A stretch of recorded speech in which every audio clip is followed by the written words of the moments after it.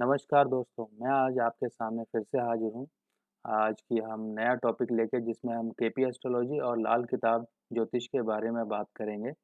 तो दोस्तों, मेरी जो पिछली वीडियोस रही हैं जिसमें मैं वैदिक एस्ट्रोलॉजी और केपी एस्ट्रोलॉजी में ज़्यादातर कवर किया है, पर आज मैं एक नया कंसेप्ट लेकर आया हूँ जिसमें हम केपी एस्ट्रोलॉजी और जो लाल किताब एस्ट्रोलॉजी है, इन दोनों के कंसेप्ट्स में क्या डिफरेंस है, इसको हम समझेंगे। सारा का सारा मैंने यहाँ पर जो है पूरा का पूरा इलाबरेट किया हुआ है किस तरीके से केपी एस्ट्रोलॉजी काम करती है और किस तरीके से लाल किताब ज्योतिष काम करती है।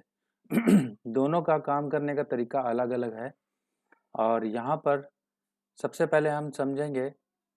देखिए, केपी एस्ट्रोलॉजी जो है हमारे कृष्णमूर्ति जी की देन है जो नक्षत्रा पे बेस है, और जो लाल किताब ज्योतिष है वो पंडित स्वर्गीय जो वेणी माधव जी रहे हैं, उन्होंने इसका इजाद किया। तो केपी एस्ट्रोलॉजी देखिए, हर एक टूल्स को हम हर एक तरीके से इस्तेमाल कर सकते हैं। बस ये है कि हमारा एक होल्ड, जो भी हम टेक्निक यूज़ कर रहे हैं उस पर होल्ड होना चाहिए, उसके प्रॉपर बेसिक्स हमको पता होने चाहिए, तभी हम किसी एस्ट्रोलॉजी में सक्सेस पा सकते हैं। कोई भी ज्योतिष पद्धति खराब नहीं है, बस हमारी एक लगन और हमारी एक मेहनत ही उसमें हमको एक अच्छे रिजल्ट्स दिलाती है। तो यहाँ पर हम देखेंगे कि लाल किताब ज्योतिष और केपी एस्ट्रोलॉजी में क्या क्या फ़र्क है। देखिए, केपी एस्ट्रोलॉजी में कुछ कंसेप्ट्स, कुछ नहीं कुछ ज़्यादा ही, जिस तरीके से हम कहते हैं कि केपी एस्ट्रोलॉजी का एक जो समावेश है वो वेस्टर्न एस्ट्रोलॉजी और वैदिक एस्ट्रोलॉजी दोनों को मिला के बनाया गया है। और इसमें हमारी दशाएं भी होती हैं, और क्योंकि दशा के हिसाब से ही हम डिसाइड करते हैं केपी एस्ट्रोलॉजी में। केपी एस्ट्रोलॉजी में दशा हुआ, ट्रांजिट हुआ, ठीक है। और पर जो लाल किताब ज्योतिष है उसके अंदर कुछ ऐसा नहीं होता है। लाल किताब ज्योतिष में सिंपल लाल किताब ज्योतिष में सिंपली जो होता है वर्षफल होता है। वर्षफल या 35 साला चक्र होता है। 35 साला चक्र जो होता है कि एक इंसान जो जन्म लिया जिसने, तो उसके पहले 6 साल शनि के प्रभाव से रहेंगे, ऐसे ऐसे उसके ग्रह बदलते जाते हैं। और एक जो मांगलिक दोष का मैंने कंसेप्ट का एक वीडियो पोस्ट डाली थी, वो इसी बेस पे थी कि 28 से लेके 31 की उम्र तक एक इंसान मंगल नेक और मंगल बद के फेस में रहता है।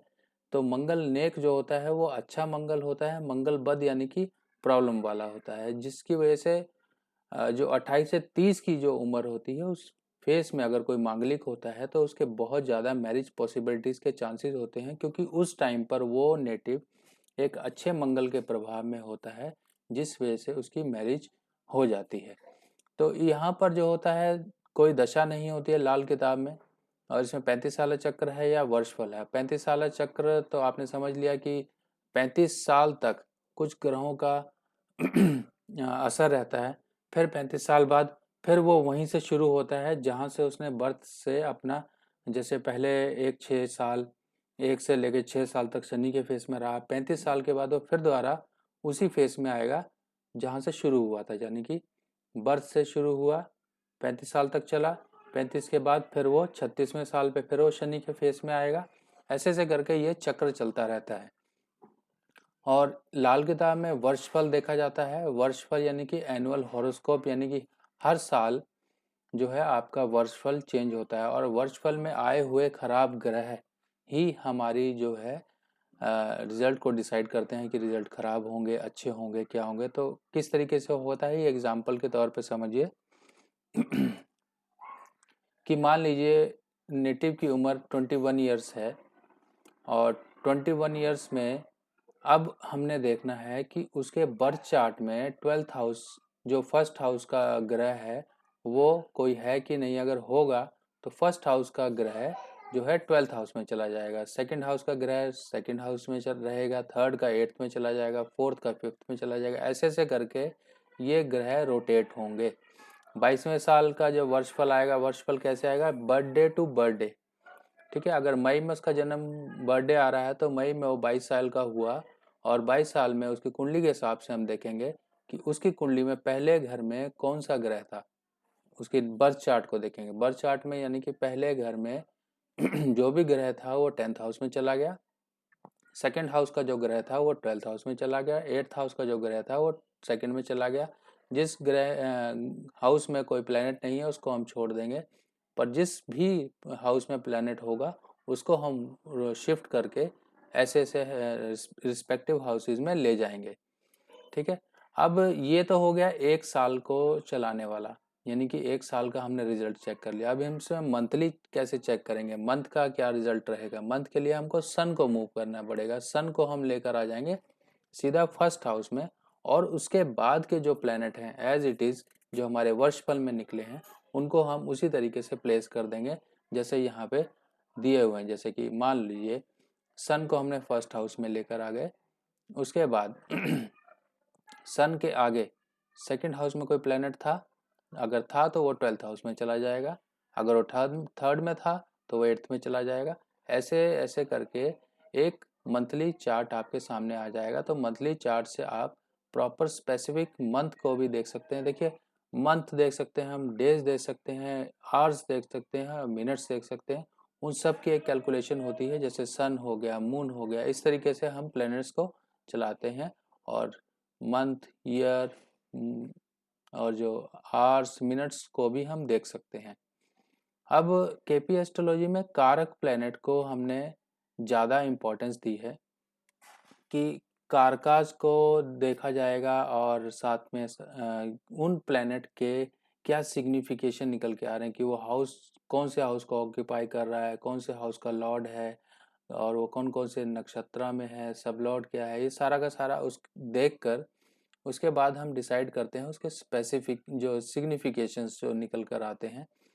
पर लाल किताब में थोड़ा सा यहाँ थोड़ा सा नहीं कुछ ज़्यादा ही डिफरेंस है।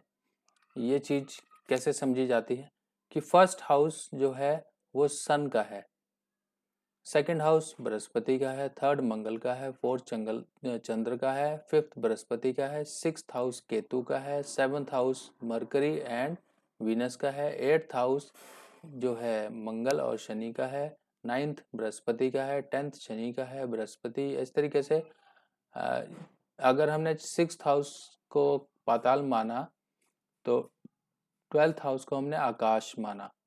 तो इस तरीके से इन दोनों प्लैनेट्स की पोजीशनिंग इस तरीके से हो गई, केतु पाताल में है और राहु आकाश में है। केतु पाताल में है मतलब डीप थिंकिंग, डीप एनालिसिस, और आकाश हवाई सोच, हवाई सब प्लानिंग जो किसी मटेरियलिस्ट और किसी भी एक्चुअल थिंग से जिसका रिलेशन ना हो। तो राहु को हमने इस तरीके से यहाँ पे डिनोट किया। यहाँ पे थोड़ा सा जो है डिफरेंस आ जाता है वैदिक के हिसाब से कि यहाँ पे केतु को भी यहाँ पे हमने हाउस दिया गया, राहु को भी हाउस दिया गया, मंगल यहाँ की जबकि सैटर्न को हम 8th हाउस का लेते हैं, 6th हाउस में हम मंगल को लेते हैं, थर्ड हाउस में मंगल है।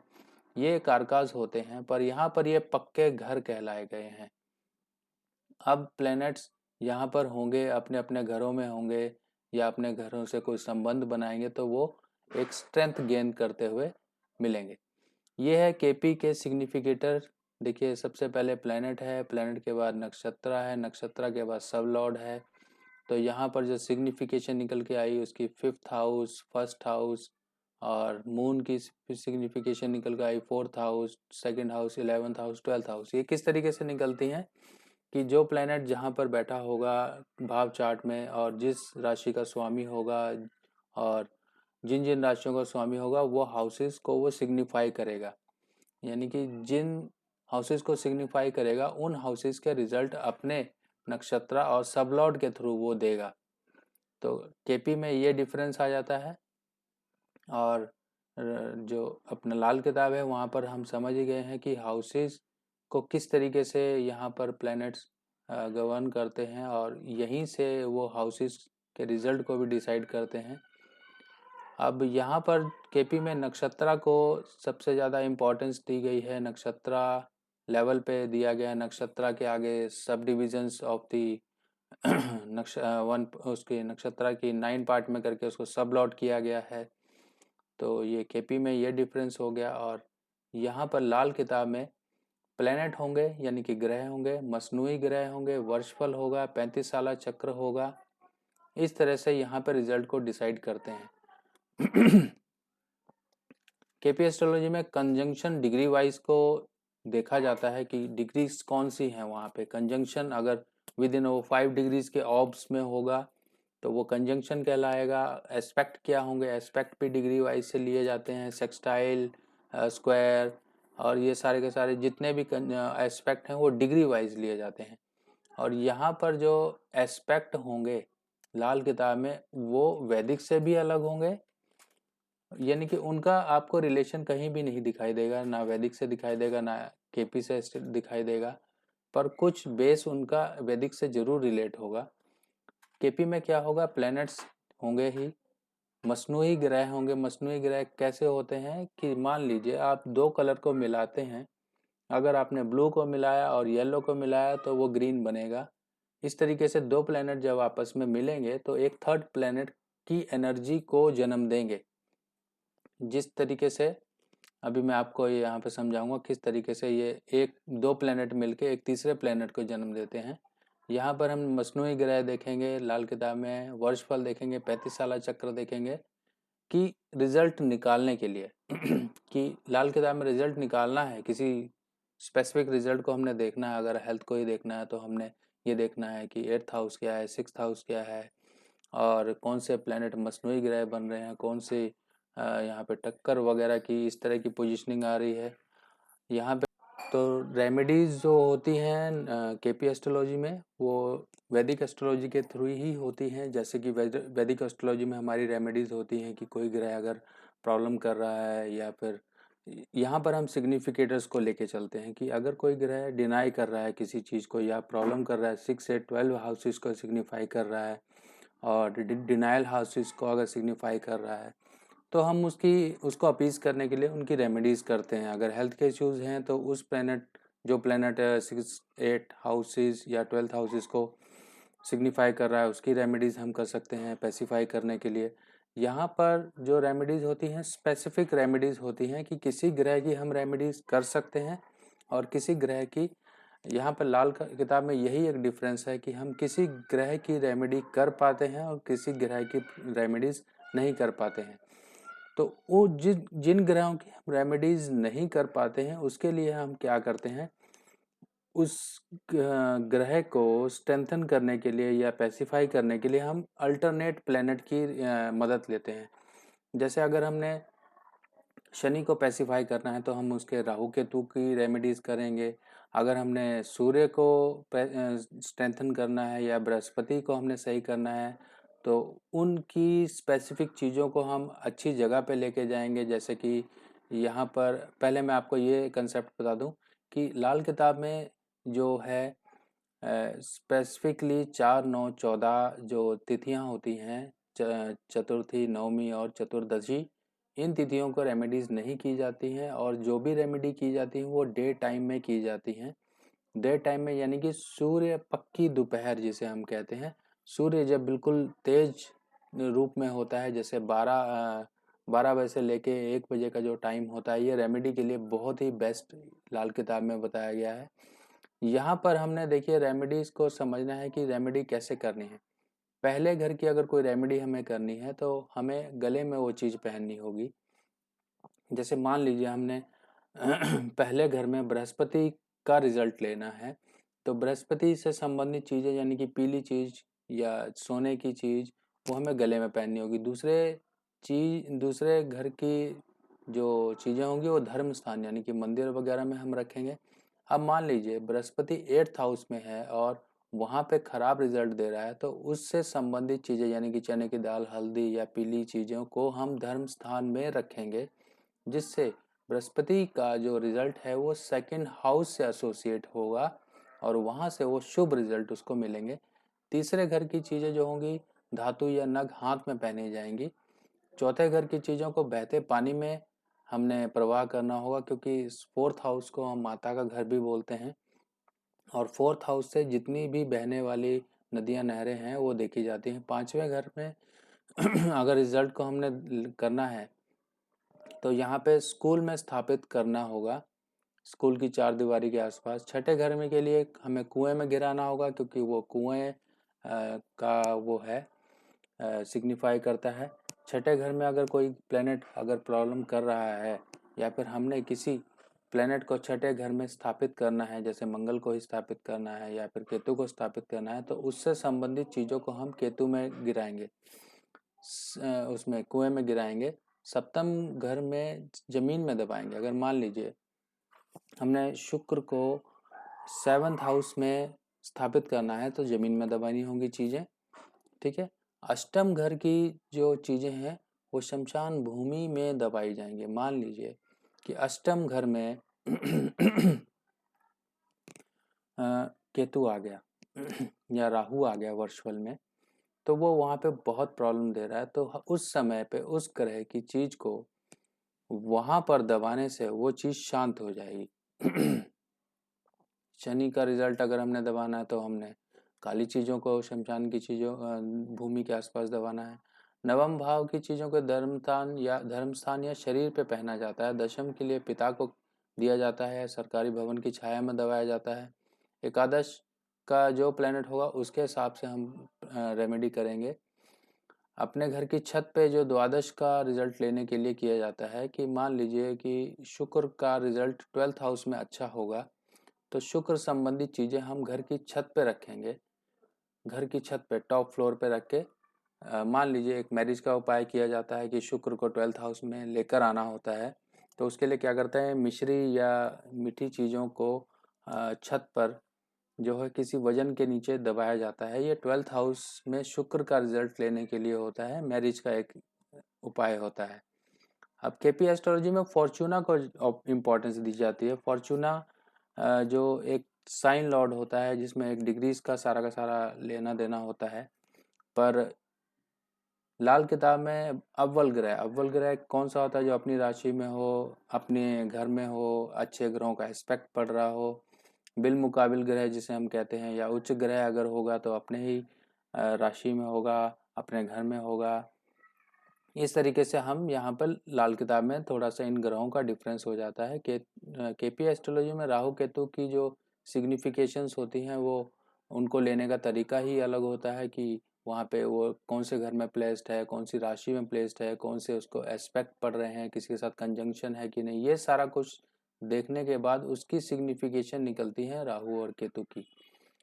इस यहाँ पर लाल किताब में भी राहु और केतु को इम्पोर्टेंस दी गई है। यहाँ पर ये मेलिफिक प्लेनेट के रूप में गिने जाते हैं। इनको कोई राशियां वगैरह इस तरह से नहीं है। यहाँ पे लाल किताब में कोई राशि नहीं होती है, लाल किताब में घर होता है। ये आपको समझ के चलना पड़ेगा। केपी एस्ट्रोलॉजी में हम भाव को ज़्यादा इम्पोर्टेंस देते हैं, पर लाल किताब में राशि चार्ट को, जो हम कहते हैं राशि चार्ट, जो बर्थ चार्ट होगा उसमें अगर हम जो राशियां लिखी हैं उनको हटा दें, बस सिंपली हमें ये देखना है कि कौन से घर में प्लेनेट है।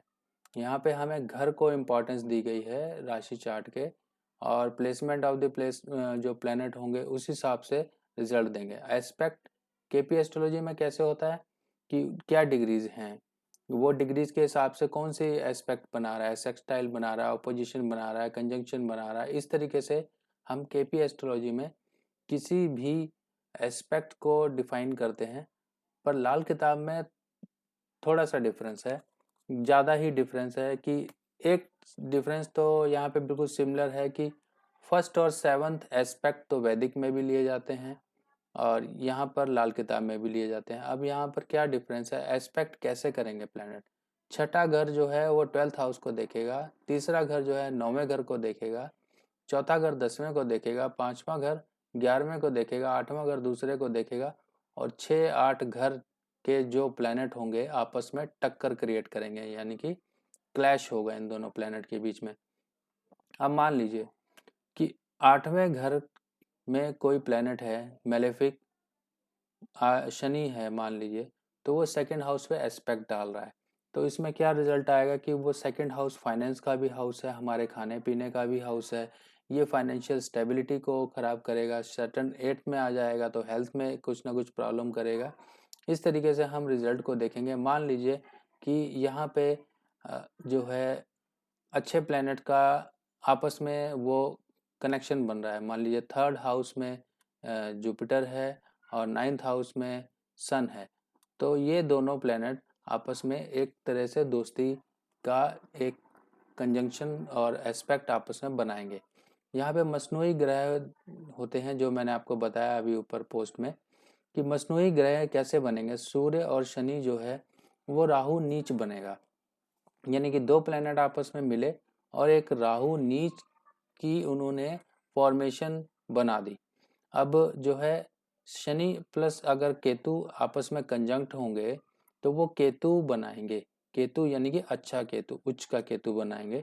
तो उच्च का केतु होगा तो उनके ये शनि और शुक्र का एक कंजंक्शन एक केतु उच्च के रिजल्ट देगा, और सूर्य और शनि का कंजंक्शन राहु नीच के रिजल्ट देगा। अब यहाँ पर लाल किताब में बहुत सी चीज़ों को इम्पोर्टेंस दी गई है, जैसे कि सोया हुआ घर। सोया हुआ घर कैसा होता है कि वहाँ पे कोई प्लेनेट ही नहीं है और वहाँ पे कोई एस्पेक्ट ही नहीं है प्लेनेट का।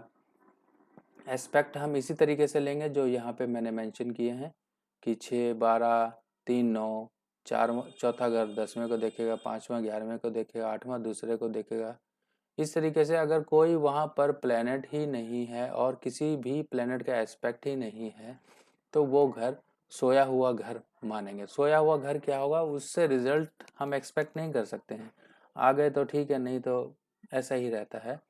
और नाबालिग टेवा क्या होता है कि जब कुंडली के फर्स्ट, फोर्थ, सेवंथ हाउस और 10th हाउस में कोई प्लेनेट ही नहीं होता है तो वो प्लेनेट और वो जो कुंडली होती है वो नाबालिग टेवा कहलाती है। यानी कि 1 से लेके 14 साल तक उसकी जो एज का फेस रहेगा वो डामाडोल सा रहेगा।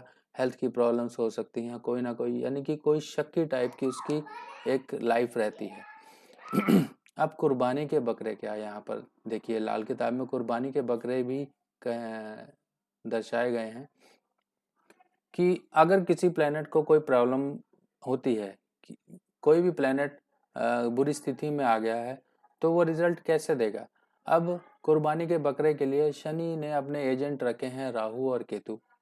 अब जब राहु और केतु यहाँ पर शनि मान लीजिए खराब होगा तो राहु और केतु एजेंट के थ्रू वो वीनस को हानि पहुंचाएगा। यानी कि सूर्य और शनि अगर आपस में बने तो वो शुक्र, यानी कि सन यहाँ पे प्रॉब्लम में हुआ तो शुक्र को मरवा देगा। ठीक है, अब शुक्र को मरवाएगा यानी कि स्त्री, शुक्र स्त्री से डिनोट होती है, तो वाइफ की हेल्थ खराब हो सकती है। आपके घर में जो फीमेल्स हैं उनकी हेल्थ को इश्यूज आ सकते हैं। इस तरीके से यहाँ पे रिजल्ट को हम देखते हैं कि मान लीजिए कोई प्लेनेट खराब हो गया, मरकरी ही खराब हो गया कुंडली में, मरकरी गलत हाउसेज में चला गया, किसी के साथ टक्कर बना रहा है, किसी के साथ गलत कंजंक्शन में है, किस तरीके से है, तो जब मरकरी प्रॉब्लम में आएगा तो वो अपनी बला जो है शुक्र पे डालेगा।